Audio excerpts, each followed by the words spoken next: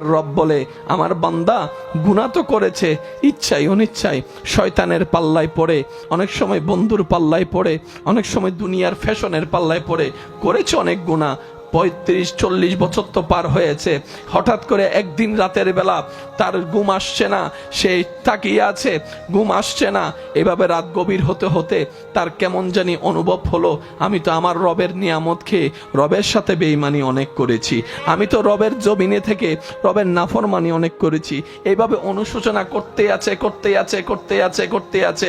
আবার মন্তর থেকে হঠাৎ করে আমি রবকে একবার রহমান বলে ডাক দিয়েছে, একবার রহিম বলে ডাক দিয়েছে।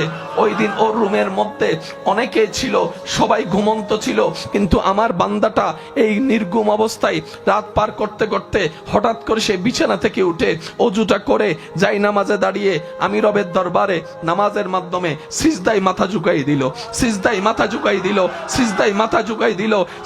মাথা ঝুঁকা দেওয়ার পরে সে অজর দরাই কান্না করতে করতে আমাকে ডাকতেই লাগলো। রহমান বলে ডাকে, রহিম বলে ডাকে, গফফার বলে ডাকে, সত্তার বলে ডাকে, খালিক বলে ডাকে, মালিক বলে ডাকে।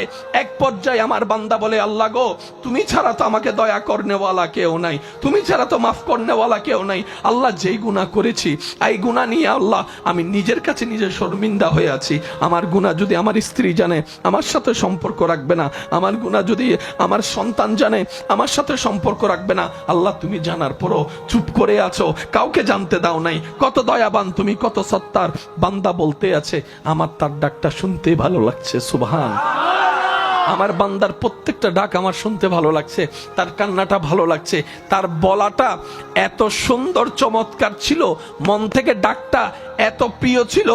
আমি আল্লাহ তার ওই দিনের ওই ডাকের কারণে খুশি হয়ে আমি কাদের কাদির, সমস্ত কিছুর মালিক, তার সারা জীবনের গুনাহ মাফ করে দিয়েছে। ইয়া রাসূলুল্লাহ, আমরা যদি আমাদেরকে মেরে ফেলি এটা তো আত্মহত্যা হয়ে যাবে। রসুল বলে, উম্মত রে, তোমাদেরকে সেই মরার কথা আমি বলি নাই তো ইয়া রাসূলুল্লাহ, কি মরবো, কেমনে মরবো, কিভাবে মারবো সেটা তো বলে দেন। নবী বলে, আল্লাহর অপছন্দনীয় যত অভ্যাস তোমার হৃদয়ে লালন করছে, তোমার অন্তরে ধারণে আছে, তোমার অভ্যাসের সাথে সম্পৃক্ত আছে, ওই অভ্যাসগুলাকে তুমি মেরে ফেলো, তোমার অভ্যাসগুলাকে মেরে ফেলো, খারাপ অভ্যাসকে মেরে ফেলো, তোমার অহংকারকে তুমি মেরে ফেলো। সুবহানাল্লাহ। তোমার হিংসাকে তুমি মেরে ফেলো, তোমার লোভকে তুমি মেরে ফেলো, তোমার রাগকে তুমি মেরে ফেলো, তোমার ক্রোধকে তুমি মেরে ফেলো, তোমার জুলুমকে তুমি মেরে ফেলো, তোমার হিংসাকে তুমি মেরে ফেলো, তোমার আমিত্বকে তুমি মেরে ফেলো। এক কথায়, মরার আগে মরে যাও। মৃত মানুষ যেরকম অহংকার করতে পারে না, তুমিও জীবন যাপন এমন ভাবে করো তোমার নিঃশ্বাস চলবে কিন্তু তোমার ভিতরের অহংকার মরে যাবে, হিংসা মরে যাবে। ইয়া রাসূলুল্লাহ, তাহলে ফায়দা কি হবে? রসুল বলে, এইভাবে যদি চরিত্রের গঠনটা সুন্দর করতে পারো, তোমার একটা নামাজের সিজদা অন্যদের 1000 সিজদার চাইতেও দামি হয়ে যাবে রবের কাছে। এজন্য পৃথিবীতে কখনো কাউকে কারো দেহ নিয়ে, চেহারা নিয়ে, গঠন নিয়ে, রং নিয়ে হাসি ঠাট্টা করবেন না। কে দেখতে কেমন, তার রবের তাকে যেমন দেখতে সুন্দর লেগেছে তার রব তাকে তেমনই বানিয়েছে। সুবহানাল্লাহ। যার চোখে, আপনার চোখে, আমাদের চোখে যাকে অসুন্দর লাগে, রব যদি বলে আমার বান্দার আমি যেমন মন চাই তেমন বানাইছি, তুই বলার কে? সেদিন তো আমাদের কোন উত্তর। সেজন্য বাতিকে ঘৃণা করেন না, এমন ভাবে কখনো কোনো মানুষের সাথে কথা বলবেন না সমাজে, পরিবারে, সবার সামনে যে কথাটা শোনার পর তার এখানে আঘাত লাগে, মাথাটা নিচু হয়ে যায়, হাসি মুখটা মলিন হয়ে যায়। মনে রাখবেন, 1000 বছরের ইবাদত এই 1 সেকেন্ডে আল্লাহ নষ্ট করে দেয় যখন বান্দার মনে অন্যায়ভাবে আঘাত দেওয়া হয়। প্রত্যেক দিন গভীর রাত রব ডাকে, কারো কি ক্ষমা লাগবে? আয় একবার বল আমার কাছে, চোখের পানি ছেড়ে, অন্তরের বিশ্বাস প্রেমকে সাথে নিয়ে, আমি রব কাউকে কিচ্ছু জানতে দিব না তোর অতীতের কাজ, এমন ভাবে মাফ করে দিব তোর বাম কাঁধের যে ফেরেশতা লিখেছিল সেও হাসরের ময়দানে এসে সেই ডায়েরিটা আর খুঁজে পাবে না, সে নথি আর খুঁজে পাবে না।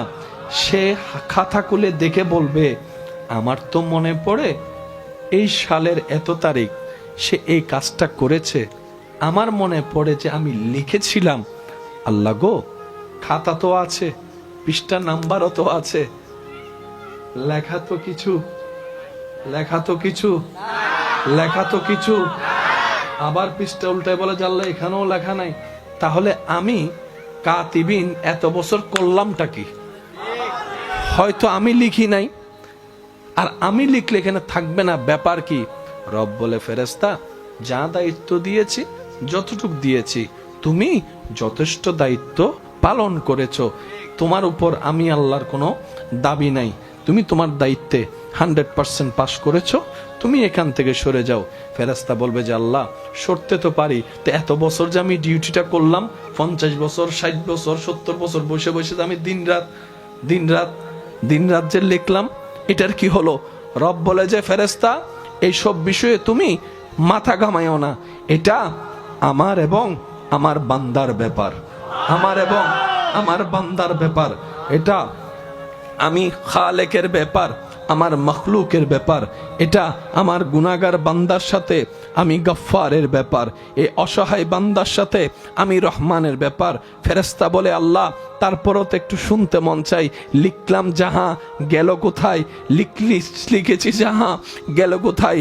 রব বলে যে শোনো, তুমি তো জানো না কিছু তো হয়েছে। ফেরেশতা বলে যে আল্লাহ সেই কিছুটাই তো শুনতে চাই। এবার কয়দিন? একদিন। কয় রাত? কয়টা সিজদা?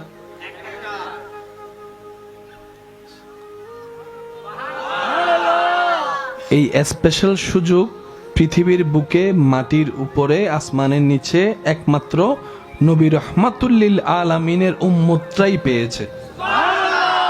এই সুযোগ অতীতে আর কেউ বলে না, এই সুযোগ অতীতে আর কেউ।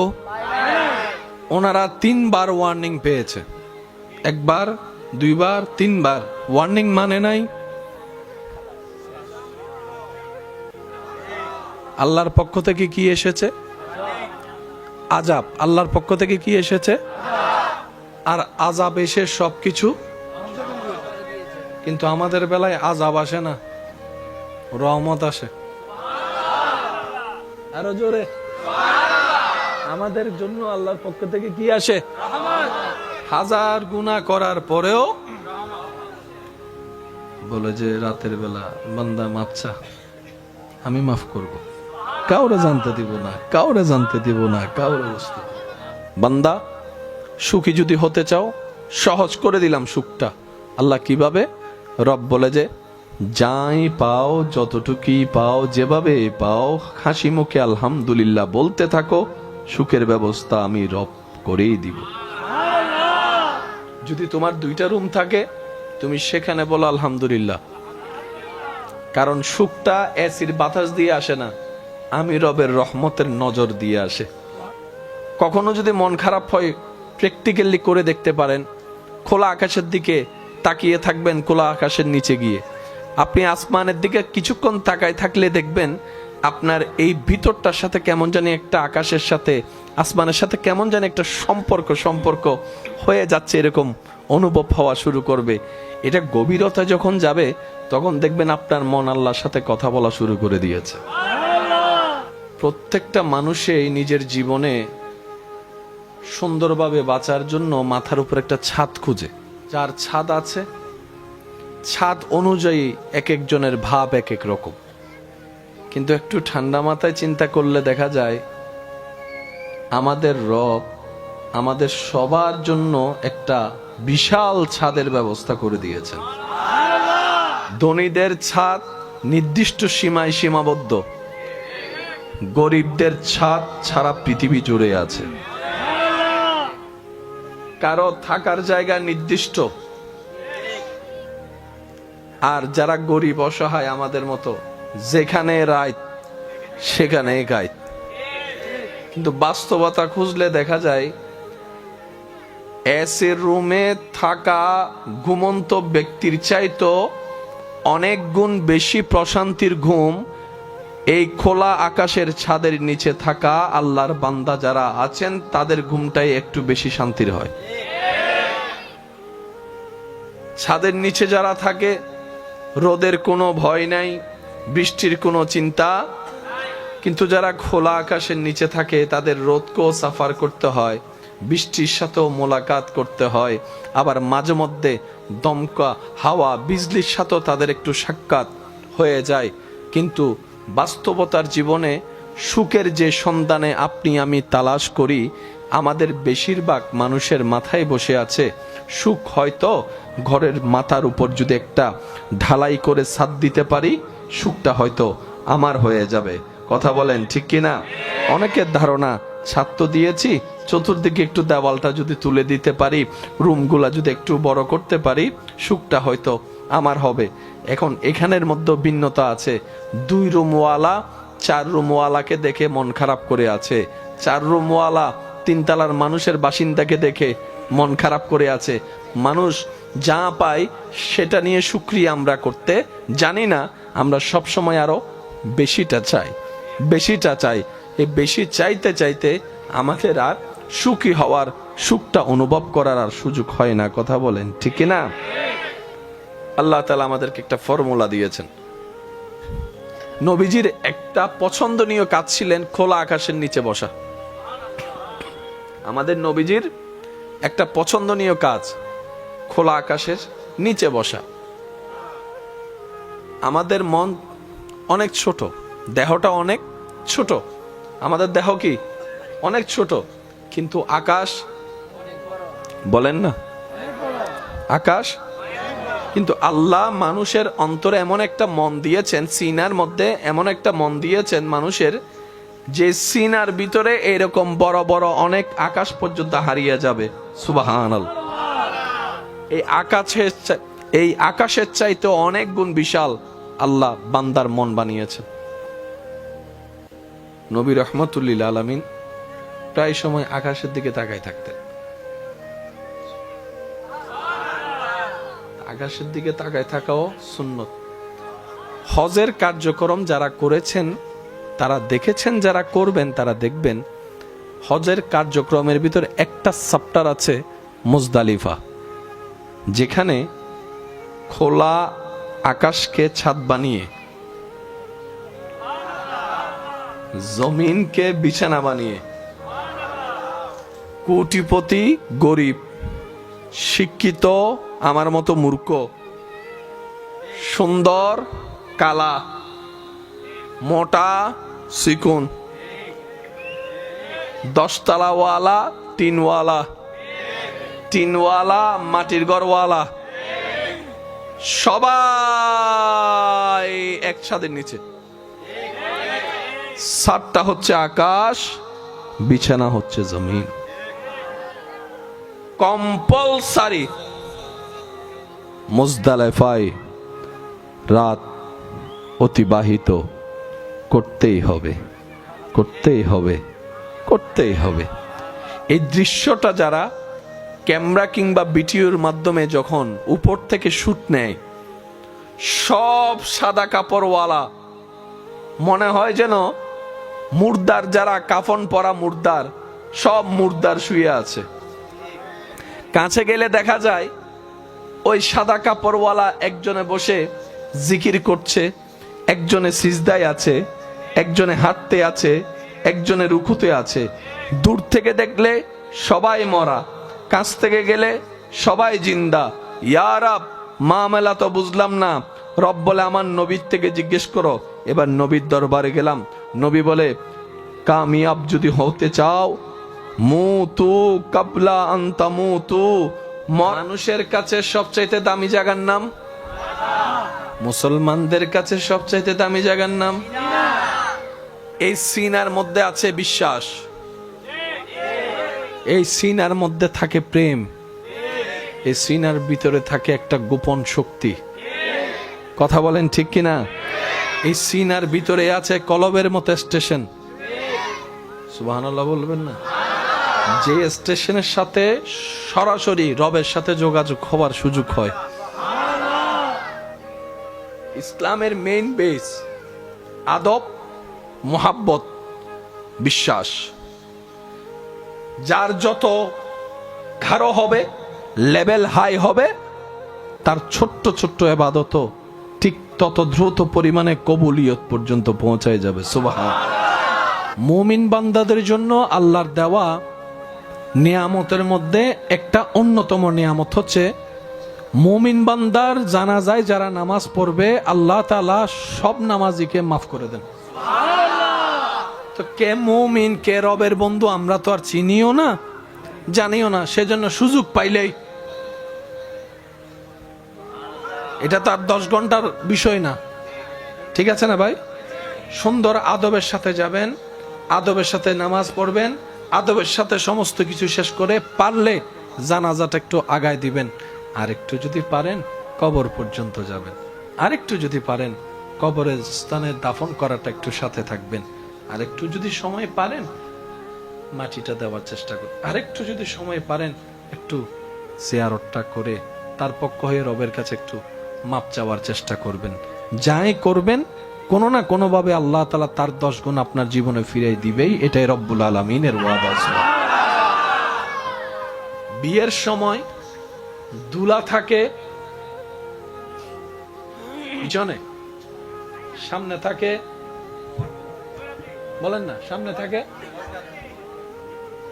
সাময়িক বিয়ার অনুষ্ঠানে বর থাকে পিছনে, মানুষ থাকে, আর চিরবিদায় বেলায় লাশ থাকে, সবাই থাকে।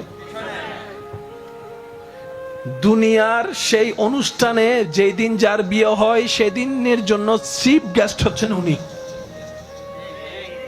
দুনিয়ার মানুষের মেহমান পিছনে থাকে, শুভাকাঙ্ক্ষীরা সামনে পিছনে মিলাই থাকে, কিন্তু জানাজার সময় সে এলাকার সবচেয়ে গুনাহগারও যদি হয়, ইমাম থাকবে পিছনে, মুক্তাদি থাকবে পিছনে, আলেম থাকবে পিছনে, নেতা থাকবে পিছনে, ওই সাধারণ মানুষটা থাকবে সামনে। ব্যাপার কি? রব বলে যে সবাই পিছনে যাও, ওনাকে সামনে দাও। আল্লাহ কারণ কি? রব বলে যে যে মারা যায় সে আমি রবের মেহমান হয়ে যায়। সেজন্য রবের মেহমান, জোরে বলেন না, দুনিয়ার মেহমান রবের মেহমান।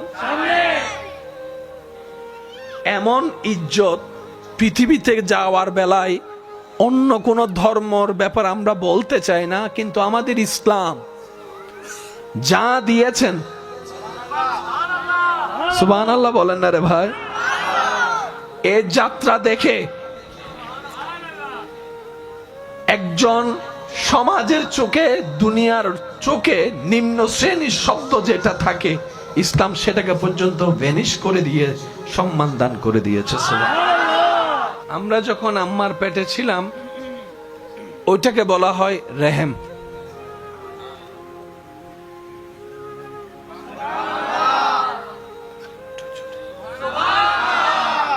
এমনে হচ্ছে বাতান, কিন্তু আমরা যখন ছিলাম, বলেন বলেন, রাহামিম মূল মাদ্দা। আয় হায় হায়, রবের নাম রহমান,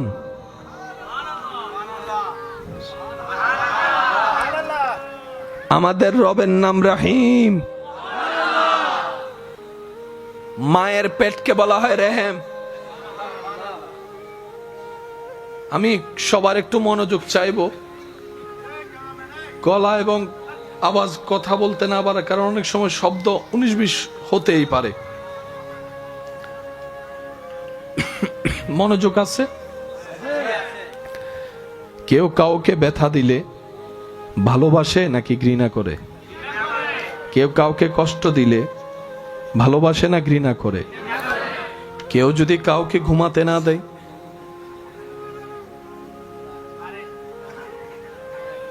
কাঁচা ঘুম যদি কারো ভাঙ্গে, যতই ভালোবাসার মানুষ হোক, কথা বলেন না রে ভাই।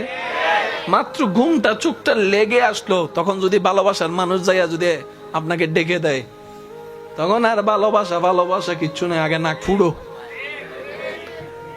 এটা হচ্ছে ফিতরাত, নিয়ম।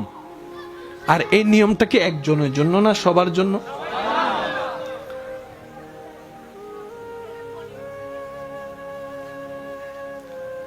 আপনি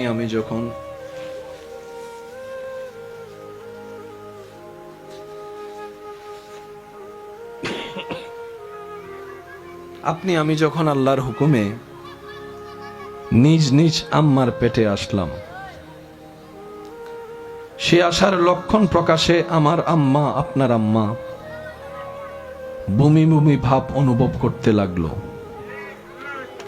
আর আপনারা জানেন, বমি হয়ে গেলে একরকম শান্তি লাগে, যদি বমি না হয় বমি বমি ভাব লাগে। এটার মতো বিরক্তকর সময় আর কিছু হতে পারে না। কিন্তু আমার আপনার পেটে আসার সেই বমির লক্ষণটা সেই দিন আমাদের মায়ের চেহারা মলিন করার চাইতেও বেশি মুখে হাসিটা এনে দিয়েছিল, মুখে হাসিটা এনে দিয়েছিল। আমার মা, আপনার মা আমাদের পেটে, আপনাকে আমাকে, আমার মা আপনার মা পেটের মধ্যে আপনি আমি যাওয়ার পর যখন কনসিভ হলাম, ভালো ভালো খাবারের ঘ্রাণ মায়ের বমি নিয়ে আসছে, কিন্তু মা বিরক্ত হচ্ছে না। মা কেমন জানি মন ভিতর থেকে আনন্দ অনুভব করতে লাগলো। সুবহানাল্লাহ। ইমানদার ভাই, একটু মনের কানটা দিয়ে শোনার চেষ্টা করেন। আপনি আমি যখন রবের হুকুমে ধীরে ধীরে বড় হতে লাগলাম, রব্বুল আলামিন আমাদেরকে ভিতরে যখন গঠন দিতে লাগলো, যেভাবে রব চেয়েছেন সেভাবেই আপনি আমি হয়েছি। গঠন যখন বড় হতে লাগলো, আস্তে আস্তে আমাদের মায়ের পেট স্বাভাবিকের চাইতে একটু বড় হওয়া শুরু করলো। এবার হাঁটতে কষ্ট, বসতে কষ্ট, ওয়াশরুমে যাওয়াটা কষ্ট। সেজন্য মনে রাখবেন, যাদের সন্তান পেটে আছেন ওনাদের সবচেয়ে বড় সাপোর্টার হচ্ছে স্বামী। সন্তান যখন পেটে আসে, সবচেয়ে বড় দায়িত্ব হচ্ছে যে সন্তানের বাবার, আমার বোনের স্বামীর। স্বামী যখন ওই স্ত্রীর সেই মুহূর্তে পাশে থাকে, তখন হাজার ওষুধের চাইতে বড় কাজ হয়ে যায় স্বামীর পাশে থাকা। সুবহানাল্লাহ। এই শরীর নিয়ে মুভমেন্ট করাটা কি কষ্ট একজন মা ভালো জানে। এটা আমরা পুরুষ জাতি দেখতে পারবো, অনুভব করতে কখনো বরাবর পারবো না। সেজন্য স্বামীর উচিত স্ত্রীর এই কঠিন মুহূর্তে যতই ব্যস্ততা থাকুক, দূর থেকে হলো ফোনের মাধ্যমে, কথার মাধ্যমে এমনভাবে স্ত্রীকে খুশি রাখা। কারণ বিজ্ঞান বলে, মা যত খুশি থাকবে, মা যত এনার্জিতে থাকবে, এটা বাচ্চার জন্য ভালো এফেক্ট হয়ে আসবে। বলেন সুবহানাল্লাহ। আমাদের মা পেট যখন বড় হয়েছে, হাঁটতে চলতে কষ্ট, বিরক্ত হওয়া দূরের কথা, কষ্টকে আর কষ্টে মনে করে না। স্বপ্ন দেখা শুরু করছে, কখন জানে আমার সোনার মানিক আসবে, কখন জানি আমার সোনার মানিকের চেহারাটা দেখব। এবার আপনার আমার মার সেই পেটে থাকা অবস্থায় ঘরের কাজ তো আর বন্ধ রাখা যায় না। ঘরের বউদের তো দোষ একটু বেশিই হয়। আরাম বলতে তাদের কোনো শব্দই হয় না। সারাদিন কাজ করে রাতের বেলা শুনতে হয়, সারাদিন কি কাজ করলা তুমি। এটাই আমাদের সমাজ। কথা বলেন ঠিক কিনা? আমাদের মা যখন রাত্রে সারা দিন কাজ করে রাত্রে ঘুমাতে গেল, কারণ রাত্রের ঘুম সকালের এনার্জি দিবে কাজ করার, সেই দিন রাত্রে আপনি আমি আমাদের মাকে ঘুমাইতে দিই নাই। কিছুক্ষণ ডান দিকে লাথি মারি, কিছুক্ষণ বাম দিকে লাথি মারি, পেটের মধ্যে লাথি মারতে আছি। কিন্তু মা বিরক্ত হওয়া তো দূরের কথা, কাঁচা ঘুম ভাঙলে বিরক্ত হওয়া তো দূরের কথা। মা কেমন জানি মুস্কি মুস্কি হাসছে, মুস্কি মুস্কি হাসছে, মুস্কি মুস্কি হাসছে। মায়ের চেহারার মধ্যে আলাদা একটা রং দেখা যাচ্ছে। লাথি খেয়েও, ব্যথা পেয়েও হাসতে জানে কে? মায়ের চেহারাটা একটু দেখেন। সুবহানাল্লাহ। একদিন দুই দিন হলে মেনে নেওয়া যায়, এক সপ্তাহ হলে জোর করেও মানিয়ে নেওয়া যায়। এটা তো একদিন 2 দিনের সফর নয়, 9-10 মাসের সফর। এখানে আবার সংসারও সামলানো লাগছে, বাচ্চা থাকলে বাচ্চাও সামলানো লাগছে, আবার এই বাচ্চার দিকেও খেয়াল রাখা রাখছে। কিন্তু বুঝাতে চাচ্ছি, ঘুম নষ্ট করেছি মায়ের, মা বিরক্ত হয় নাই। মাকে আঘাত দিয়েছি, মা বিরক্ত হয় নাই। বমি বমি ভাব আমার কারণে হয়েছে, মা বিরক্ত হয় নাই। শুধু তাই নয়, মা হাঁটতে পারে না, বিরক্ত হয় নাই। ওয়াশরুমে যেতে পারে না, বিরক্ত হয় নাই। গোসল ঠিক মতো করতে পারে না, বিরক্ত হয় নাই। শোয়া ঠিক মতো করতে পারে না, বিরক্ত হয় নাই। যেতে যেতে লাস্ট মোমেন্ট যখন চলে আসছে, তখন কঠিন মুহূর্ত যখন আসলো, ডাক্তার বলে সিচুয়েশন খুব জটিল, এই 2 জনকে একসাথে বাঁচানো আমাদের পক্ষে সম্ভবপর নয়। হয়তো মাকে বাঁচাতে হবে, না হয় সন্তানকে বাঁচাতে হবে। সবাই চিন্তা করলো কি সিদ্ধান্ত নেওয়া যায়। সবাই বলে মা থাকলে সন্তান আরো আসবে। সবাই বলছে আত্মীয় স্বজন, স্যার ডাক্তার মাকে বাঁচান। ডানে বলে মাকে বাঁচান, সামনেওয়ালা মাকে বাঁচান, পিছনওয়ালা মাকে বাঁচান। আপনার ছেলের গোষ্ঠী বলে মাকে বাঁচান, মেয়ের গোষ্ঠী বলে, পরিবার বলে মাকে বাঁচান। সবাই বলে মাকে বাঁচান। ডাক্তার বলে যে একটু মাকেও তো জিজ্ঞেস করি উনি কি বলতে চায়। সবাই বলে মাকে বাঁচান। মা বলে যে ডাক্তার কারো কথা শুনেন না, কারো কথা শুনেন না, আমার সোনার মানিকটাকে বাঁচান, আমার সোনার মানিকটাকে বাঁচান। আমি দেখেছি পৃথিবীর রংটা কেমন, আমার এই আগন্তুক সন্তান এখনো দেখে নাই। সূর্য কাকে বলে, চন্দ্র কিরকম হয় সে দেখে নাই, আমার সন্তানকে বাঁচান। ডাক্তার বলে সবাই তো বলে আপনাকে বাঁচাতে, আপনি যে বললেন সন্তানকে বাঁচাতে, আরে ওরে বাঁচাতে গেলে আপনি তো মরে যাবেন। আপনার কি মরণের ভয় লাগে না? পৃথিবীতে বাঁচতে ইচ্ছা করে না? মা বলে সন্তানকে মেরে ওই জীবন আমার দরকার নাই, ওই বাঁচার দরকার নাই। এবার জগৎ দেখে বলে এই প্রেম তুমি কুত্থেকে পাইলা, এই মায়া তুমি কুত্থেকে পাইলা? তুমিও তো মানুষ, তোমারও তো রাগ থাকার অধিকার আছে, তোমারও তো নিজস্ব একটা ব্যক্তিগত জীবন আছে, ক্ষোভ থাকার অধিকার আছে, বিরক্ত হওয়ার অধিকার আছে। সেই মেয়ে আজকে সবকিছু এত মায়ার উপরে সব বিলীন করে দিলা, ব্যাপার কি? তখন মা বলে যতদিন আমার সন্তান পেটে আসে নাই এটা ছিল শুধু পেট, বাতান বাতান। যখন সন্তান এসেছে এটা আর বাতান নাই, এটা রেহেম হয়ে গিয়েছে, ওই রহমান নামের দয়ার সাথে সম্পৃক্ত হয়ে গিয়েছে। যার কারণে ব্যক্তিগত মানুষ হিসেবে যে ক্ষোভ থাকার দরকার ওই ক্ষোভ আর না হয়ে মায়াটা বেড়ে গিয়েছে।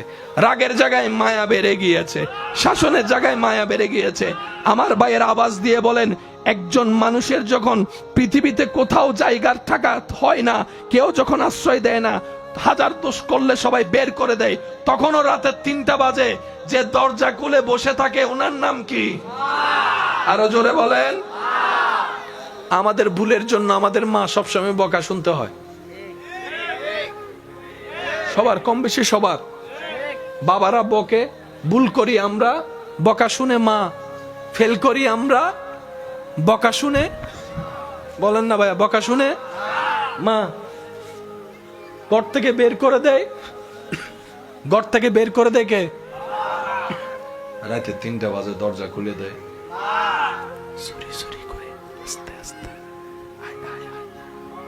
শুধু দরজা খুলে না, সিটের তলে ভাতও রাখে। তো মার ভালোবাসা যখন সন্তান বুঝতে পারছে, ইয়া রব, এটা তো অকল্পনীয় ভালোবাসা। এবার রব বলে, বান্দা তোর মায়ের চাইতে 1000 গুণ বেশি আমি রব তোকে ভালোবাসি। এবার বুঝতে পেরেছিস বান্দা, কেন আমি বলেছি ইন্নাল্লাহা ইয়াগফিরুয যুনুবা জামিয়া? তওবা করবি একবার, মাফ করে দিব 1000 বছরের গুনাহ, 1000 বছরের গুনাহ, 1000 বছরের গুনাহ। তোর মা তোকে পেটে ধারণ করেছে, আমি আল্লাহ তোকে সৃষ্টি করেছি, সৃষ্টি করেছি, সৃষ্টি করেছি। তোর মা তোর মুখে শুধু দুধের বুটটা তুলে দিয়েছে, তোর মায়ের বুকের স্তনে দুধের ব্যবস্থা আমি আল্লাহ কুদরতি ভাবে ব্যবস্থা করে দিয়েছি। তোর বাবা তোর জন্য বাজার করে খাবারটা আনে, সে বাজারটা তোকে খাবার দেওয়ার জন্য আমি কৃষককে 3 মাস আগেই মাঠে নামিয়ে দিয়েছি। সুবহানাল্লাহ। তুই খাবারটা যে খাস মুখে দিয়ে যে গিলস হজমের ব্যবস্থাটা তো আমি আল্লাহ করে দিয়েছে। সুবহান। রব বলে যে আমি সবচাইতে বেশি আমার নবীর উম্মতদেরকে ভালোবাসি। যারা নবীর উম্মত তারা আওয়াজ দিয়ে বলেন সুবহানাল্লাহ। আর একটু জোরে বলেন रहमत वाला आया नबी है। पढ़ो वाला आया नबी है, बरकत वाला आया नबी है, धूम मची है, धूम मची है, धूम मची है, है बोलो रहमत वाला आया नबी है, बरकत वाला आया नबी है, धूम मची है, धूम मची है, धूम मची है, धूम मची है। উচ্চ আওয়াজ একবার বলেন মারহাবা, আরো জোরে বলেন মারহাবা। এই দাম পাইছি শুধু একমাত্র নবীর উম্মত হওয়ার কারণে। এবার আসেন, পৃথিবীতে মনোযোগ আছে আপনাদের, প্রত্যেকটা যোগ্যতা নিতে অনেক পরিশ্রম এবং এটা কি আপনি এখান থেকে যদি ভালো একটা সার্টিফিকেট নিয়ে বের হন, সময় দিতে হবে, পড়ালেখা করতে হবে, পরীক্ষা দিতে হবে, সবকিছু মিলে পরীক্ষা, সে পরীক্ষা দেওয়ার জন্য গাইড কিনার, স্যারের বেতন, অফিসের বেতন, বিশাল সময়, বিশাল পরিশ্রম, বিশাল পড়ালেখা, বিশাল টাকা। তোই যাই আপনি উনি ডক্টর হয়েছেন, বড় পোস্ট, ডক্টর হয়েছেন, ডাক্তার হয়েছেন, পিএইচডি হোল্ডার হয়েছেন, ইঞ্জিনিয়ার হয়েছেন। এগুলার পিছনে একটা যোগ্যতার জন্য অনেক কষ্ট, বলেন না অনেক কষ্ট। এরকম হাজার কোটি যোগ্যতার সার্টিফিকেটের চাইতে হাজার হাজার দামি সার্টিফিকেট বিলীন হয়ে যায় একটা সার্টিফিকেটের সামনে। এটা হচ্ছে উম্মতে মুহাম্মাদি। এই সার্টিফিকেটটা হচ্ছে ডাক্তার, ইঞ্জিনিয়ার, হুজুর, এগুলো হচ্ছে এখানে। এগুলো অর্জনে কষ্ট, সময়, পরিশ্রম, টাকা অনেক কিছু লাগে। আর এটা আপনি আমি ফ্রি ফ্রি পেয়ে গেছি, সেজন্যই হয়তো আমরা মূল্যায়ন করার মতো করতে, কারণ ফ্রি জিনিসের, বলে না ফ্রি জিনিসের। আপনার এলাকায় যদি এখন কোন একজন ডাক্তার মানবতার সেবার নিয়ত করে এসে বলে যে রুগী কোথায় আছে আমাকে বলেন, আমার কাছে আসতে হবে না, আমি নিজেই যাব, 2 দিন পরে বলবে যে রুগী টুগি পাই না মনে হয়, সেই জন্য নিজে নিজে চিকিৎসা করতেছে। উনি যে নিজের মানবতার খাতিরে করছে একটা মানুষও বলবে না। ওনার ওষুধ খেয়ে অনেকে ভালো হয়েছে, থ্যাংক ইউ একটাও দিবে না। যদি ওষুধ খেয়ে 3 দিনের মধ্যে 7 দিনে ভালো না হয়, কি ওষুধ দিয়েছেন এগুলা, ফিরিও খাইতেছে আবার দমকও মারতেছে, কি ওষুধ দিছেন, আপনার ওষুধ খাওয়ার পরে তো আমার ডায়রিয়া শুরু হয়েছে। আমি কি বুঝাতে পারছি? আমরা বেশিরভাগ মানুষ আল্লাহর নিয়ামত পাই না, তার একমাত্র কারণ, অন্যতম কারণ, আমাদের ভিতর শুকরিয়া বোধ কম, না শুকরিয়া বেশি।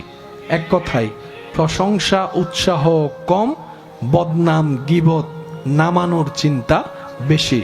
আপনার আমার ভিতরে মানুষের কল্যাণ দেখে খুশি হওয়ার চিন্তা ভাবনা কম, হিংসা করার জায়গাটা বেশি, যার কারণে আল্লাহ নিয়ামত পাওয়ার মতো আমরা পাইতেও পারছি না, ধরে রাখতেও পারছি না। কথা বলেন ঠিক কিনা? এটাই আমাদের ধর্ম। আওয়াজ দিয়ে বলুন, সে ধর্মের নাম কি? আরো জোরে বলে। রহম, মনে আছে শব্দটা? এমনা হয় বাতন, পেট, সন্দেহ না আসলে রহম হয়ে যায়, রহমতের ভরপুর হয়। সন্তান যখন পেটে আসে আল্লাহর পক্ষ থেকে ফেরেশতা আসে, শুনে নেন আরো জোরে, আল্লাহর হুকুমে সাজাতে থাকে, ব্রো দেয়, পাপড়ি দেয়, চোখ দেয়, নাক দেয়, ঠোঁট বসায়, কান বসায়, চুল বসায়, হাত দেয়, আঙ্গুল দেয়, ফেরেশতা সাজাতেই থাকে, বাচ্চা সাজতেই থাকে। এবার বাচ্চা বলে, আমাকে কেমন ভাবে সাজাচ্ছ, চোখটা আমার কেমন দিচ্ছ, নাকটা আমার লম্বা নাকি বোঝা, কোনটা দিচ্ছ, ঠোঁট কি উপরেরটা বড় দিচ্ছ না নিচেরটা বড় দিচ্ছ? ফেরেশতা বলে, চুপ করে বসে থাকো, আমার কাজ আমাকে করতে দাও। তো কিভাবে সাজাচ্ছ? বলে যে তোমার রব তোমাকে দেখতে যেভাবে চাচ্ছে, রবের হুকুমে আমি তোমাকে সেভাবেই সাজাই দিচ্ছি। সেজন্য উনি মাহফিলে থাকার এরাদা করেছিলেন, কিন্তু রবের পক্ষ থেকে যখন ডাক চলে আসে, একটা সেকেন্ডও আর অপেক্ষা করার কোনো সুযোগ।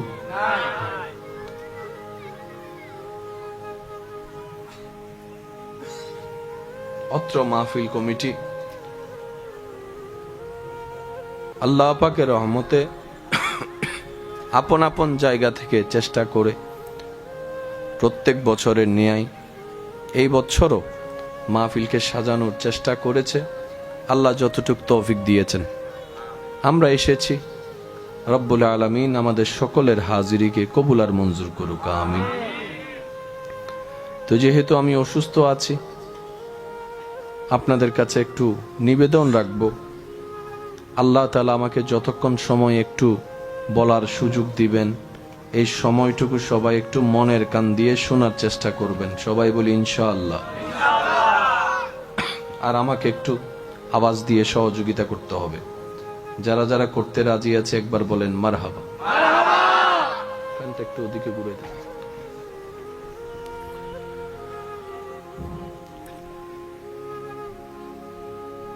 রব বলে, আমার বান্দা গুনাহ তো করেছে, ইচ্ছাই অনিচ্ছাই শয়তানের পাল্লায় পড়ে, অনেক সময় বন্ধুর পাল্লায় পড়ে, অনেক সময় দুনিয়ার ফ্যাশনের পাল্লায় পড়ে, করেছে অনেক গুনাহ।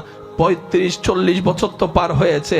হঠাৎ করে একদিন রাতের বেলা তার ঘুম আসছে না, সে তাকিয়ে আছে, ঘুম আসছে না।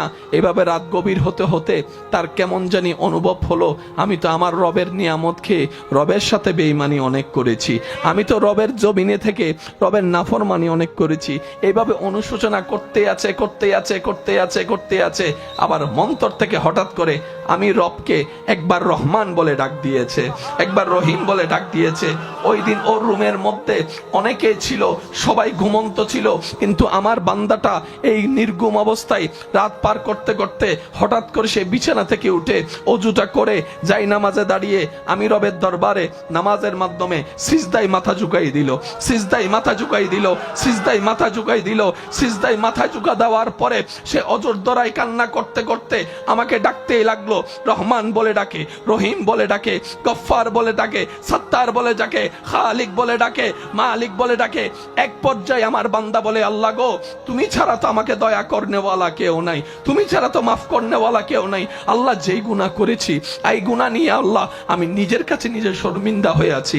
আমার গুনাহ যদি আমার স্ত্রী জানে আমার সাথে সম্পর্ক রাখবে না, আমার গুনাহ যদি আমার সন্তান জানে আমার সাথে সম্পর্ক রাখবে না। আল্লাহ, তুমি জানার পরও চুপ করে আছো, কাউকে জানতে দাও নাই। কত দয়াবান তুমি, কত সত্তার। বান্দা বলতে আছে, আমার তার ডাকটা শুনতে ভালো লাগছে। সুবহান। আমার বান্দার প্রত্যেকটা ডাক আমার শুনতে ভালো লাগছে, তার কান্নাটা ভালো লাগছে, তার বলাটা এত সুন্দর চমৎকার ছিল, মন থেকে ডাকটা এত প্রিয় ছিল।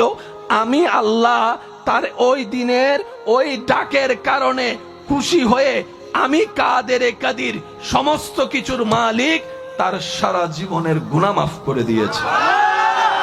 ইয়া রাসূলুল্লাহ, আমরা যদি আমাদেরকে মেরে ফেলি এটা তো আত্মহত্যা হয়ে যাবে। রসুল বলে, উম্মত রে, তোমাদেরকে সেই মরার কথা আমি বলি নাই তো ইয়া রাসূলুল্লাহ, কি মরবো, কেমনে মরবো, কিভাবে মারবো সেটা তো বলে দেন। নবী বলে, আল্লাহর অপছন্দনীয় যত অভ্যাস তোমার হৃদয়ে লালন করছে, তোমার অন্তরে ধারণে আছে, তোমার অভ্যাসের সাথে সম্পৃক্ত আছে, ওই অভ্যাসগুলাকে তুমি মেরে ফেলো। তোমার অভ্যাসগুলাকে মেরে ফেলো, খারাপ অভ্যাসকে মেরে ফেলো, তোমার অহংকারকে তুমি মেরে ফেলো। সুবহানাল্লাহ। তোমার হিংসাকে তুমি মেরে ফেলো, তোমার লোভকে তুমি মেরে ফেলো, তোমার রাগকে তুমি মেরে ফেলো, তোমার ক্রোধকে তুমি মেরে ফেলো, তোমার জুলুমকে তুমি মেরে ফেলো, তোমার হিংসাকে তুমি মেরে ফেলো, তোমার আমিত্বকে তুমি মেরে ফেলো।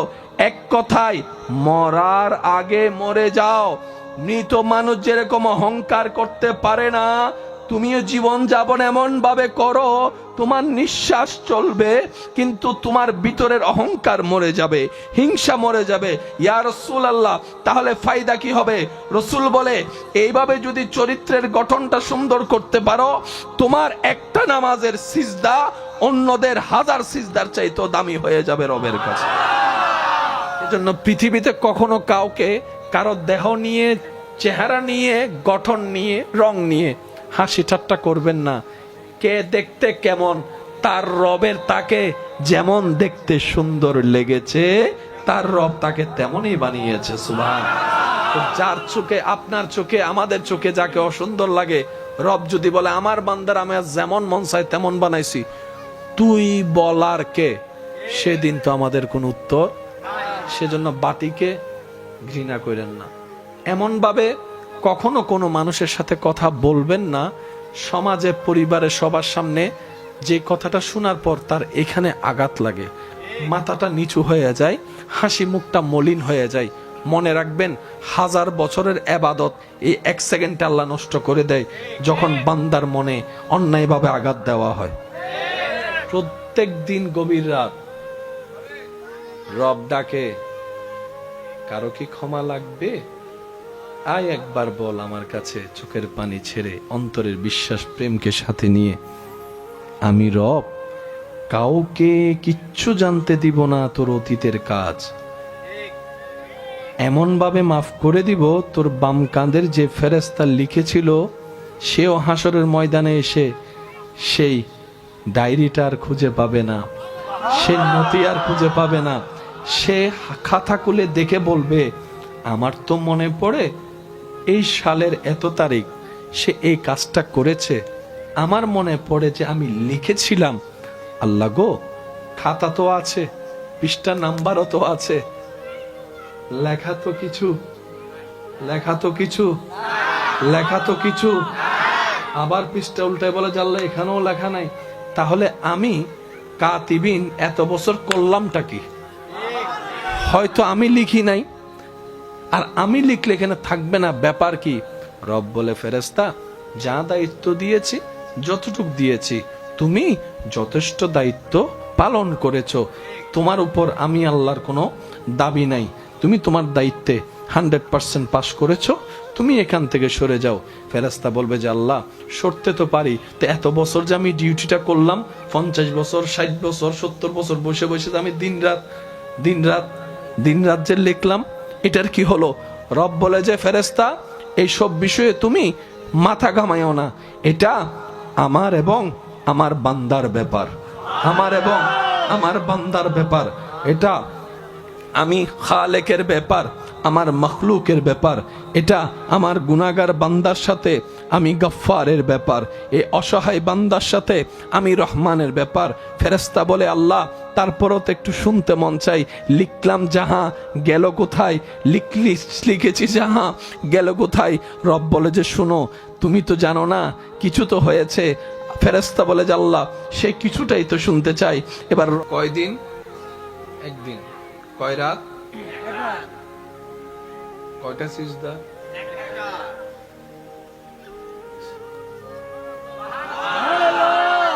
এই স্পেশাল সুযোগ পৃথিবীর বুকে, মাটির উপরে, আসমানের নিচে একমাত্র নবী রাহমাতুল লিল আলামিনের উম্মতরাই পেয়েছে। এই সুযোগ অতীতে আর কেউ বলেন না, এই সুযোগ অতীতে আর কেউ, ওনারা 3 বার ওয়ার্নিং পেয়েছে, 1 বার 2 বার 3 বার ওয়ার্নিং মানে নাই। আল্লাহর পক্ষ থেকে কি এসেছে? আযাব। আল্লাহর পক্ষ থেকে কি এসেছে? আর আযাব এসে সবকিছু, কিন্তু আমাদের বেলায় আযাব আসে না, রহমত আসে। আরো জোরে, আমাদের জন্য আল্লাহর পক্ষ থেকে কি আসে? হাজার গুনাহ করার পরেও বলে যে রাতের বেলা বান্দা মাপ চা, আমি মাফ করব, কাউরে জানতে দিব না, কাউরে জানতে দিব না, কাউরে বুঝতে দিব না।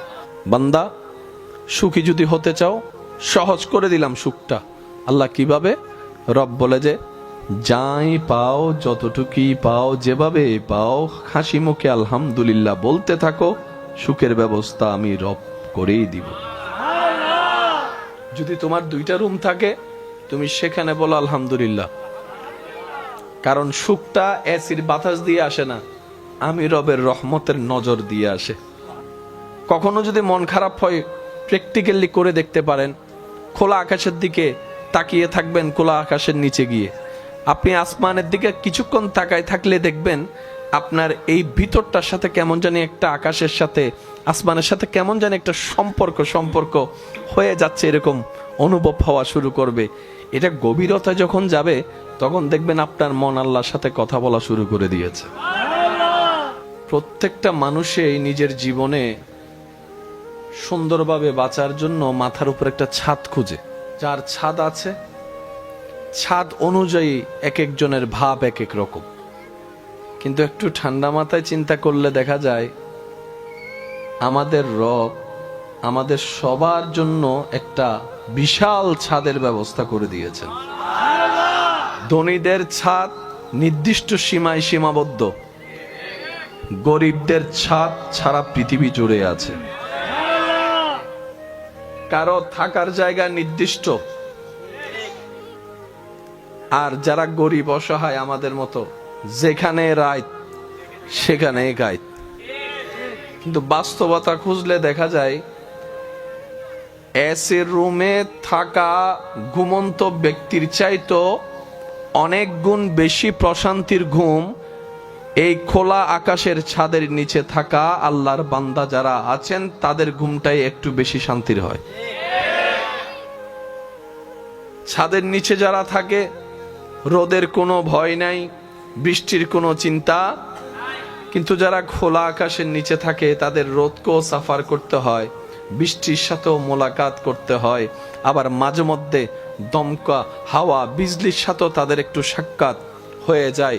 কিন্তু বাস্তবতার জীবনে সুখের যে সন্ধানে আপনি আমি তালাশ করি, আমাদের বেশিরভাগ মানুষের মাথায় বসে আছে সুখ। হয়তো ঘরের মাথার উপর যদি একটা ঢালাই করে ছাদ দিতে পারি, সুখটা হয়তো আমার হয়ে যাবে। কথা বলেন ঠিক কিনা?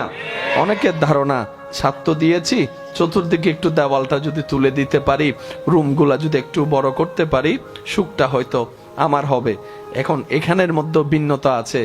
2 রুমওয়ালা 4 রুমওয়ালাকে দেখে মন খারাপ করে আছে, 4 রুমওয়ালা 3 তলার মানুষের বাসিন্দাকে দেখে মন খারাপ করে আছে। মানুষ যা পায় সেটা নিয়ে শুকরিয়া আমরা করতে জানি না, আমরা সব সময় আরো বেশিটা চাই। এই বেশি চাইতে চাইতে আমাদের আর সুখী হওয়ার, সুখটা অনুভব করার আর সুযোগ হয় না। কথা বলেন ঠিক না? আল্লাহ তাআলা আমাদেরকে একটা ফর্মুলা দিয়েছেন। নবীজির একটা পছন্দনীয় কাজ ছিলেন খোলা আকাশের নিচে বসা। আমাদের নবীজির একটা পছন্দনীয় কাজ খোলা আকাশের নিচে বসা। আমাদের মন অনেক ছোট, দেহটা অনেক ছোট, আমাদের দেহ কি অনেক ছোট, কিন্তু আকাশ, বলেন না আকাশ।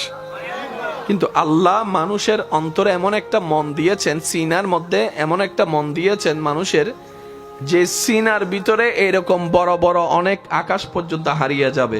সুবহানাল্লাহ। এই আকাশের চাইতে অনেক গুণ বিশাল আল্লাহ বান্দার মন বানিয়েছেন। নবী রহমতুল্লিল আলামিন প্রায় সময় আকাশের দিকে তাকায় থাকতেন। আকাশের দিকে তাকায় থাকাও সুন্নত।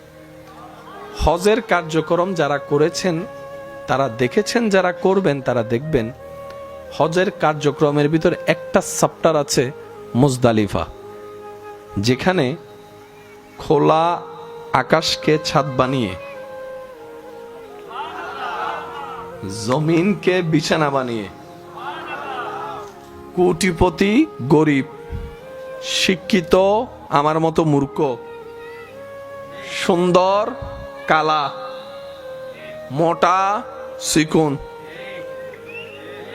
10 তলাওয়ালা টিনওয়ালা, টিনওয়ালা মাটির ঘরওয়ালা, সবাই এক ছাদের নিচে।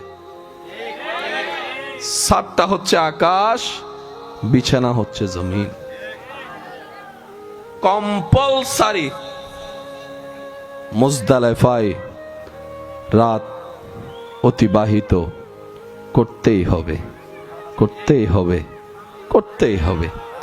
এই দৃশ্যটা যারা ক্যামেরা কিংবা ভিডিওর মাধ্যমে যখন উপর থেকে শুট নেয়, সব সাদা কাপড়ওয়ালা, মনে হয় যেন মুর্দার, যারা কাফন পরা মুর্দার, সব মুর্দার শুয়ে আছে। কাছে গেলে দেখা যায় ওই সাদা কাপড়ওয়ালা একজনে বসে জিকির করছে, একজনে সিজদায় আছে, একজনে হাঁটতে আছে, একজনে রুকুতে আছে। দূর থেকে দেখলে সবাই মরা, কাছ থেকে গেলে সবাই জিন্দা। ইয়া রব, মামলা তো বুঝলাম না। রব বলে আমার নবীর থেকে জিজ্ঞেস করো। এবার নবীর দরবারে গেলাম, নবী বলে কামিয়াব যদি হতে চাও, মুতু কাবলা আনতা মুতু। মানুষের কাছে সবচাইতে দামি জায়গার নাম, মুসলমানদের কাছে সবচাইতে দামি জায়গার নাম। এই সিনার মধ্যে আছে বিশ্বাস, এই সিনার মধ্যে থাকে প্রেম, এই সিনার ভিতরে থাকে একটা গোপন শক্তি। কথা বলেন ঠিক কিনা? এই সিনার ভিতরে আছে কলবের মতো স্টেশন। সুবহানাল্লাহ বলবেন না? যে স্টেশনের সাথে সরাসরি রবের সাথে যোগাযোগ হবার সুযোগ হয়। ইসলামের মেইন বেস আদব, মোহাব্বত, বিশ্বাস। যার যত গাঢ় হবে, লেভেল হাই হবে, তার ছোট্ট ছোট্ট ইবাদত ঠিক তত দ্রুত পরিমাণে কবুলিয়ত পর্যন্ত পৌঁছায় যাবে। সুবহানাল্লাহ। মুমিন বান্দাদের জন্য আল্লাহর দেওয়া নিয়ামতের মধ্যে একটা অন্যতম নিয়ামত হচ্ছে মুমিন বান্দার জানাজায় যারা নামাজ পড়বে, আল্লাহ তাআলা সব নামাজিকে মাফ করে দেন। তো কে মুমিন, কে রবের বন্ধু আমরা তো আর চিনিও না, জানিও না। সেজন্য সুযোগ পাইলেই, এটা তো আর 10 ঘন্টার বিষয় না, ঠিক আছে না ভাই? সুন্দর আদবের সাথে যাবেন, আদবের সাথে নামাজ পড়বেন, আদবের সাথে সমস্ত কিছু শেষ করে পারলে জানাজাটা একটু আগায় দিবেন।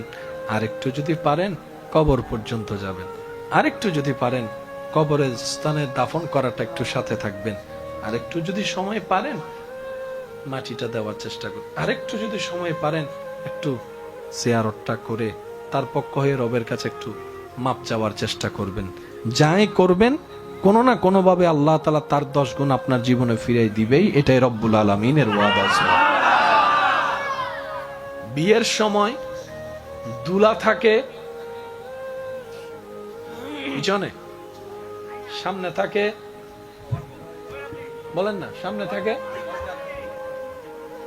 সাময়িক বিয়ার অনুষ্ঠানে বর থাকে পিছনে, মানুষ থাকে, আর চিরবিদায় বেলায় লাশ থাকে, সবাই থাকে। দুনিয়ার সেই অনুষ্ঠানে যেই দিন যার বিয়ে হয় সেদিনের জন্য চিফ গেস্ট হচ্ছেন উনি। দুনিয়ার মানুষের মেহমান পিছনে থাকে, শুভাকাঙ্ক্ষীরা সামনে পিছনে মিলাই থাকে। কিন্তু জানাজার সময় সে এলাকার সবচেয়ে গুনাহগারও যদি হয়, ইমাম থাকবে, পিছনে, মুক্তাদি থাকবে পিছনে, আলেম থাকবে পিছনে, নেতা থাকবে পিছনে, ওই সাধারণ মানুষটা থাকবে সামনে। ব্যাপার কি? রব বলে যে সবাই পিছনে যাও, ওনাকে সামনে দাও। আল্লাহ কারণ কি? রব বলে যে যে মারা যায় সে আমি রবের মেহমান হয়ে যায়, সেজন্য রবের মেহমান। জোরে বলেন না। দুনিয়ার মেহমান, রবের মেহমান।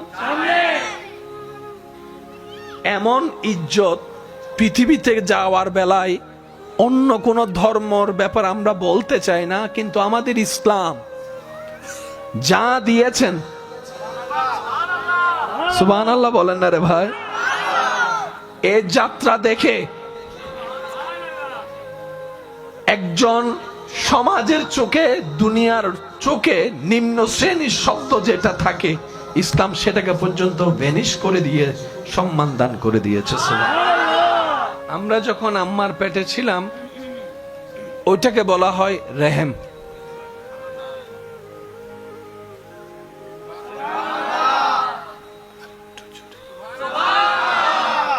এমনে হচ্ছে বাতান। কিন্তু আমরা যখন ছিলাম, বলেন বলেন, রাহামিম মূল মাদ্দা। হায় হায় হায়, রবের নাম রহমান,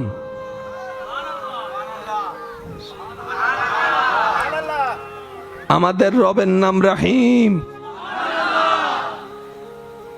মায়ের পেটকে বলা হয় রেহেম। আমি সবার একটু মনোযোগ চাইবো,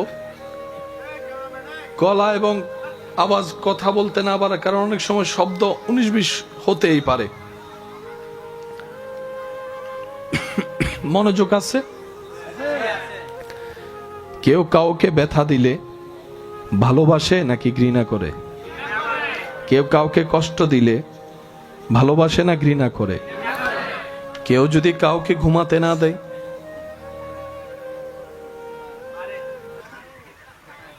কাঁচা ঘুম যদি কারো ভাঙ্গে, যতই ভালোবাসার মানুষ হোক, কথা বলেন না রে ভাই। মাত্র ঘুমটা চোখটা লেগে আসলো, তখন যদি ভালোবাসার মানুষ যাইয়া যদি আপনাকে ডেকে দেয়, তখন আর ভালোবাসা ভালোবাসা কিচ্ছু নেই, আগে নাক ফুড়ো। এটা হচ্ছে ফিতরাত, নিয়ম। আর এই নিয়মটা কি একজনের জন্য না, সবার জন্য?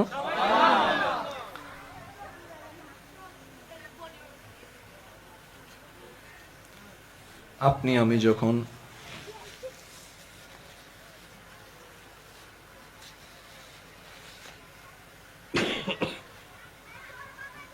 আমি যখন আল্লাহর হুকুমে নিজ নিজ আম্মার পেটে আসলাম,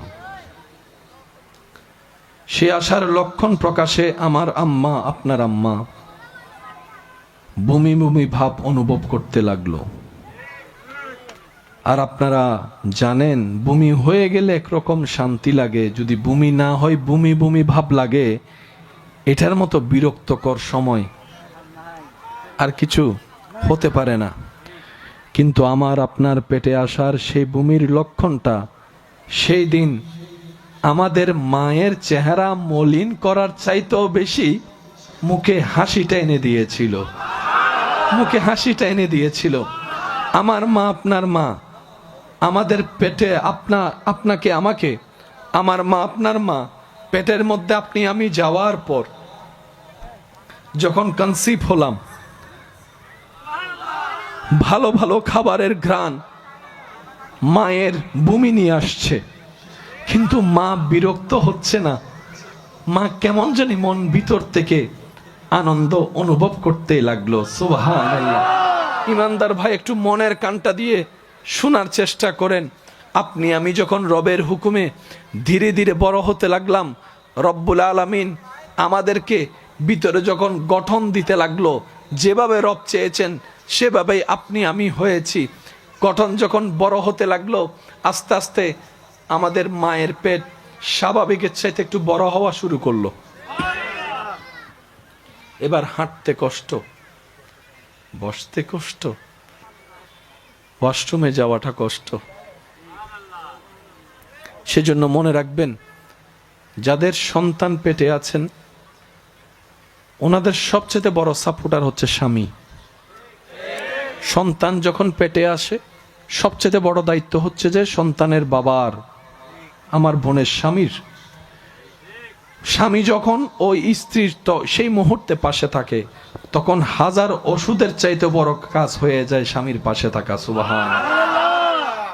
এই শরীর নিয়ে মুভমেন্ট করাটা কি কষ্ট একজন মা ভালো জানে।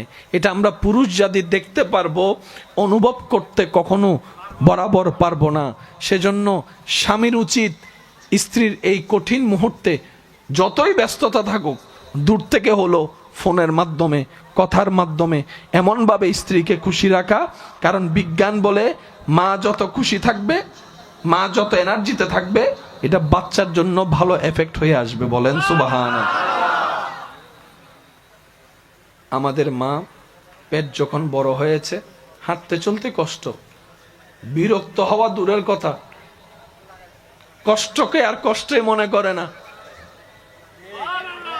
স্বপ্ন দেখা শুরু করছে, কখন জানি আমার সোনার মানিক আসবে, কখন জানি আমার সোনার মানিকের চেহারাটা দেখব।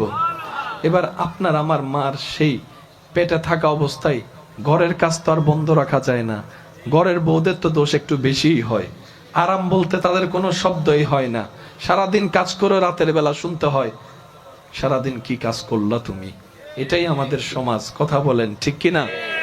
আমাদের মা যখন রাত্রে সারা দিন কাজ করে রাত্রে ঘুমাতে গেল, কারণ রাত্রের ঘুম সকালের এনার্জি দিবে কাজ করার, সেই দিন রাত্রে আপনি আমি আমাদের মাকে ঘুমাইতে দিই নাই।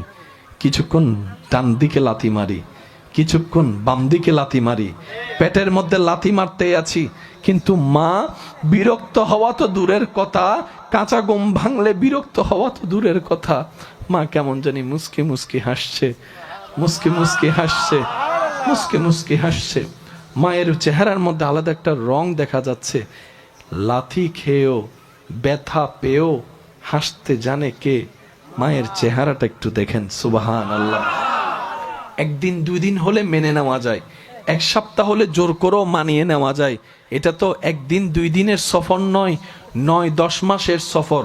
এখানে আবার সংসারও সামলানো লাগছে, বাচ্চা থাকলে বাচ্চাও সামলানো লাগছে, আবার এই বাচ্চার দিকেও খেয়াল রাখা রাখছে। কিন্তু বুঝাতে চাচ্ছি, ঘুম নষ্ট করেছি মায়ের, মা বিরক্ত হয় নাই। মাকে আঘাত দিয়েছি, মা বিরক্ত হয় নাই। বমি বমি ভাব আমার কারণে হয়েছে, মা বিরক্ত হয় নাই। শুধু তাই নয়, মা হাঁটতে পারে না, বিরক্ত হয় নাই। ওয়াশরুমে যেতে পারে না, বিরক্ত হয় নাই। গোসল ঠিক মতো করতে পারে না, বিরক্ত হয় নাই। শোয়া ঠিক মতো করতে পারে না, বিরক্ত হয় নাই। যেতে যেতে লাস্ট মোমেন্ট যখন চলে আসছে, তখন কঠিন মুহূর্ত যখন আসলো, ডাক্তার বলে সিচুয়েশন খুব জটিল, এই দুইজনকে একসাথে বাঁচানো আমাদের পক্ষে সম্ভবপর নয়। হয়তো মাকে বাঁচাতে হবে, না হয় সন্তানকে বাঁচাতে হবে। সবাই চিন্তা করলো কি সিদ্ধান্ত নেওয়া যায়। সবাই বলে মা থাকলে সন্তান আরো আসবে। সবাই বলছে আত্মীয় স্বজন, স্যার ডাক্তার মাকে বাঁচান। ডানে বলে মাকে বাঁচান, সামনেওয়ালা মাকে বাঁচান, পিছনওয়ালা মাকে বাঁচান। আপনার ছেলের গোষ্ঠী বলে মাকে বাঁচান, মেয়ের গোষ্ঠী বলে, পরিবার বলে মাকে বাঁচান, সবাই বলে মাকে বাঁচান। ডাক্তার বলে যে একটু মাকেও তো জিজ্ঞেস করি উনি কি বলতে চায়। সবাই বলে মাকে বাঁচান। মা বলে যে ডাক্তার কারো কথা শুনেন না, কারো কথা শুনেন না, আমার সোনার মানিকটাকে বাঁচান, আমার সোনার মানিকটাকে বাঁচান। আমি দেখেছি পৃথিবীর রংটা কেমন, আমার এই আগন্তুক সন্তান এখনো দেখে নাই। সূর্য কাকে বলে, চন্দ্র কিরকম হয় সে দেখে নাই, আমার সন্তানকে বাঁচান। ডাক্তার বলে সবাই তো বলে আপনাকে বাঁচাতে, আপনি যে বললেন সন্তানকে বাঁচাতে, আরে ওরে বাঁচাতে গেলে আপনি তো মরে যাবেন, আপনার কি মরণের ভয় লাগে না? পৃথিবীতে বাঁচতে ইচ্ছা করে না? মা বলে সন্তানকে মেরে ওই জীবন আমার দরকার নাই, ওই বাঁচার দরকার নাই। এবার জগৎ দেখে বলে এই প্রেম তুমি কুত্থেকে পাইলা, এই মায়া তুমি কুত্থেকে পাইলা?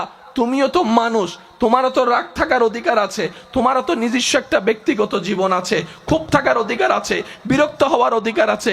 সেই মেয়ে আজকে সব কিছু এত মায়ার উপরে সব বিলীন করে দিলা, ব্যাপার কি? তখন মা বলে, যতদিন আমার সন্তান পেটে আসে নাই এটা ছিল শুধু পেট, বাতান বাতান, যখন সন্তান এসেছে এটা আর বাতান নাই, এটা রেহেম হয়ে গিয়েছে, ওই রহমান নামের দয়ার সাথে সম্পৃক্ত হয়ে গিয়েছে।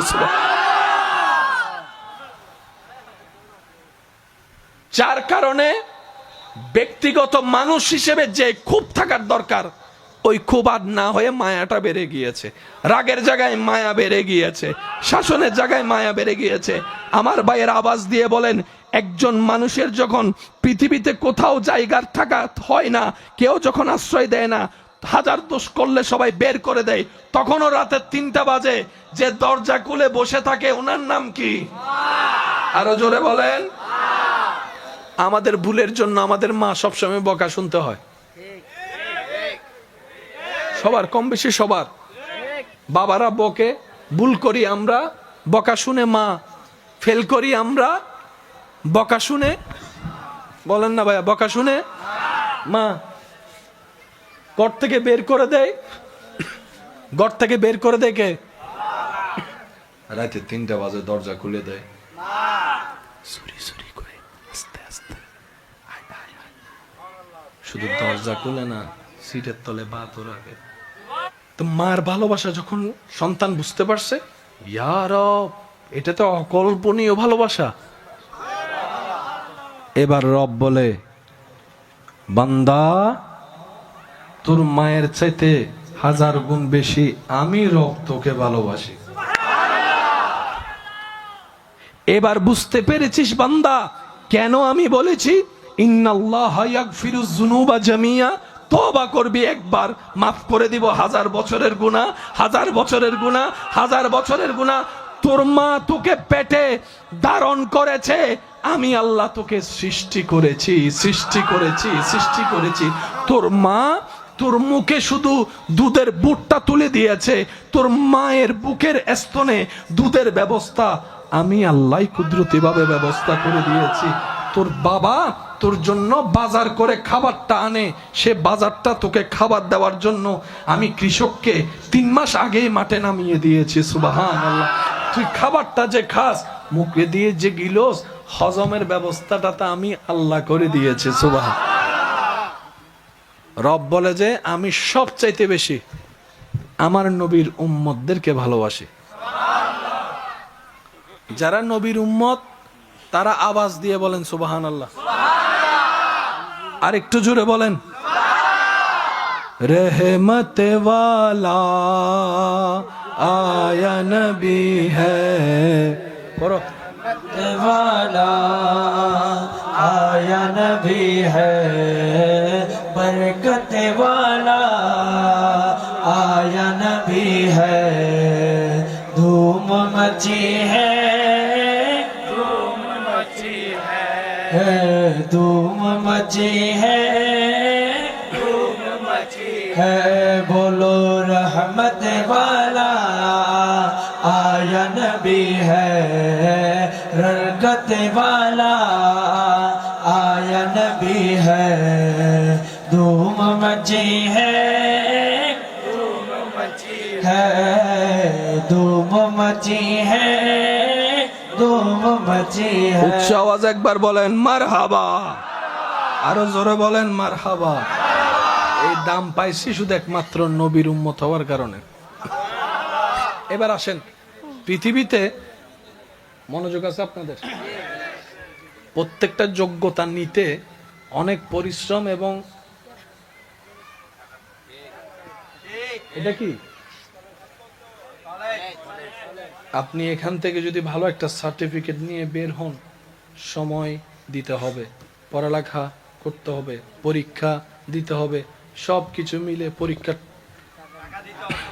সে পরীক্ষা দেওয়ার জন্য গাইড কিনার, স্যারের বেতন, অফিসের বেতন, বিশাল সময়, বিশাল পরিশ্রম, বিশাল পড়ালেখা, বিশাল টাকা। তোই যাই আপনি, উনি ডক্টর হয়েছেন, একটা বড় পোস্ট, ডক্টর হয়েছেন, ডাক্তার হয়েছেন, পিএইচডি হোল্ডার হয়েছেন, ইঞ্জিনিয়ার হয়েছেন, এগুলার পিছনে একটা যোগ্যতার জন্য অনেক কষ্ট, বলেন না অনেক কষ্ট। এরকম হাজার কোটি যোগ্যতার সার্টিফিকেটের চাইতে হাজার হাজার দামি সার্টিফিকেট বিলীন হয়ে যায় একটা সার্টিফিকেটের সামনে। এটা হচ্ছে উম্মতে মুহাম্মাদি। এই সার্টিফিকেটটা হচ্ছে ডাক্তার, ইঞ্জিনিয়ার, হুজুর, এগুলো হচ্ছে এখানে। এগুলো অর্জনে কষ্ট, সময়, পরিশ্রম, টাকা অনেক কিছু লাগে। আর এটা আপনি আমি ফ্রি ফ্রি পেয়ে গেছি, সেজন্যই হয়তো আমরা মূল্যায়ন করার মতো করতে, কারণ ফ্রি জিনিসের, বলেন না ফ্রি জিনিসের। আপনার এলাকায় যদি এখন কোন একজন ডাক্তার মানবতার সেবার নিয়ত করে এসে বলে যে রুগী কোথায় আছে আমাকে বলেন, আমার কাছে আসতে হবে না, আমি নিজেই যাব, 2 দিন পরে বলবে যে রুগী টুগি পাই না মনে হয়, সেই জন্য নিজে নিজে চিকিৎসা করতেছে।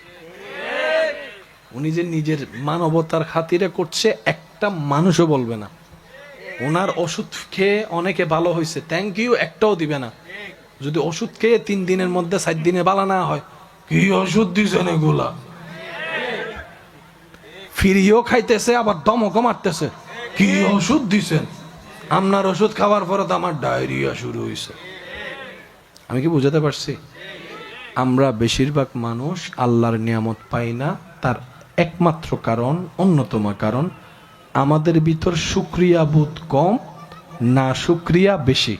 এক কথায় প্রশংসা উৎসাহ কম, বদনাম গীবত নামানোর চিন্তা বেশি।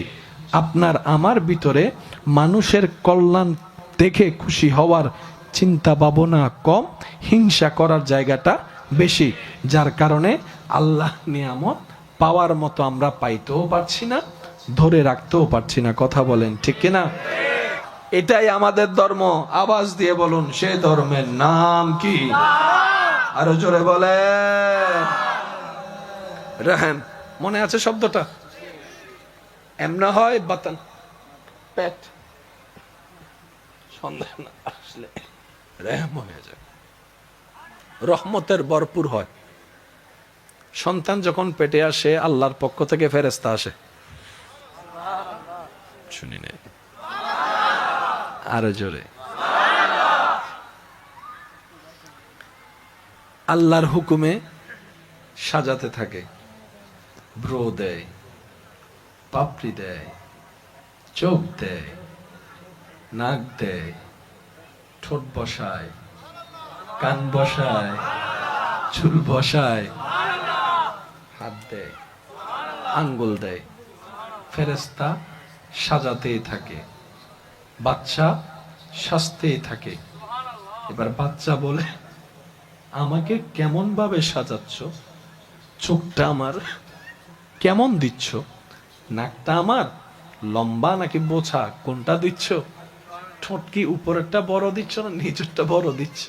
ফেরেশতা বলে, চুপ করে বসে থাকো, আমার কাজ আমাকে করতে দাও। তো কিভাবে সাজাচ্ছ? বলে যে তোমার রব তোমাকে দেখতে যেভাবে চাচ্ছে, রবের হুকুমে আমি তোমাকে সেভাবেই সাজাই দিচ্ছি।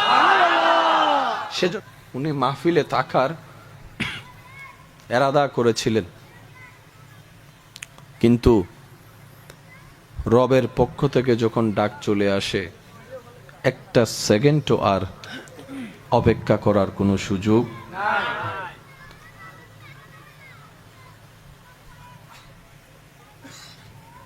অত্র মাহফিল কমিটি আল্লাহ পাকের রহমতে আপন আপন জায়গা থেকে চেষ্টা করে প্রত্যেক বছরের ন্যায় এই বছরও মাহফিলকে সাজানোর চেষ্টা করেছে। আল্লাহ যতটুকু তৌফিক দিয়েছেন আমরা এসেছি। রব্বুল আলামিন আমাদের সকলের হাজিরিকে কবুল আর মঞ্জুর করুক, আমিন। তো যেহেতু আমি অসুস্থ আছি, আপনাদের কাছে একটু নিবেদন রাখবো, আল্লাহ তাআলা আমাকে যতক্ষণ সময় একটু বলার সুযোগ দিবেন, এই সময়টুকু সবাই একটু মনের কান দিয়ে শোনার চেষ্টা করবেন। সবাই বলি ইনশাআল্লাহ। আর আমাকে একটু আওয়াজ দিয়ে সহযোগিতা করতে হবে। যারা যারা করতে রাজি আছে একবার বলেন মারহাবা। ফ্যানটা একটু ওদিকে ঘুরে দেন।